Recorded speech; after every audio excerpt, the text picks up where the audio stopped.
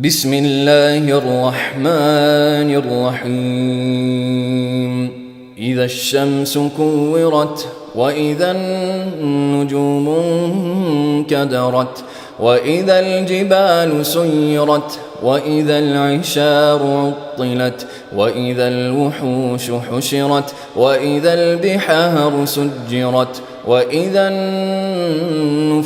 زوجت وإذا الموءودة سئلت بأي ذنب قتلت وإذا الصحف نشرت وإذا السماء كشطت وإذا الجحيم سعرت وإذا الجنة أزلفت علمت نفس ما أحضرت فلا أقسم بالخنس الجوار الكنس والليل إذا عسعس والصبح إذا تنفس إنه لقول رسول كريم ذي قوة عند ذي العرش مكين مطاع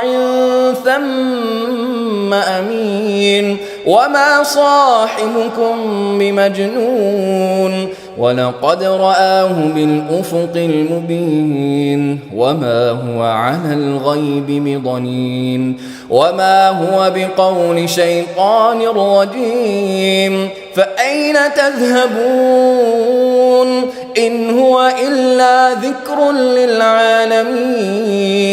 لمن شاء منكم أن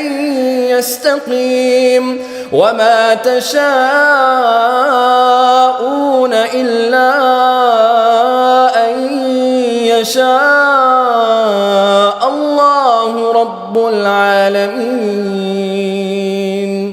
جب سورج لپیٹ لیا جائے گا اور جب تارے بے نور ہو جائیں گے اور جب پہاڑ چلائے جائیں گے اور جب بیاہنے والی اونٹنیاں یوں ہی چھوڑ دی جائیں گی اور جب وحشی جانور جمع کیے جائیں گے اور جب سمندر آگ ہو جائیں گے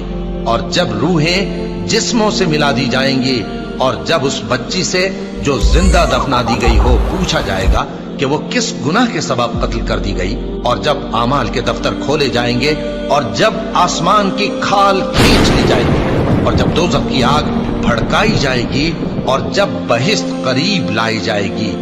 تب ہر شخص معلوم کر لے گا کہ وہ کیا لے کر آیا ہے۔ پس میں ان ستاروں کی قسم کھاتا ہوں جو پیچھے ہٹ جاتی ہیں اور جو سیر کرتے اور غائب ہو جاتی ہیں، اور رات کی قسم جب وہ پھیلنے لگتی ہے، اور صبح کی قسم جب وہ نمودار ہوتی ہے، کہ بے شک یہ قرآن اس فرشتہ عالی مقام کا سنایا ہوا پیغام ہے جو صاحب قوت ہے، مالک عرش کے ہاں اونچے درجے والا ہے، سردار ہے، ساتھ ہی امانت دار ہے۔ اور مکے والو تمہارے رفیق یعنی ہمارے پیغمبر صلی اللہ علیہ وآلہ وسلم دیوانے نہیں ہیں، اور بے شک انہوں نے اس فرشتے کو آسمان کے کھلے کنارے پر دیکھا ہے،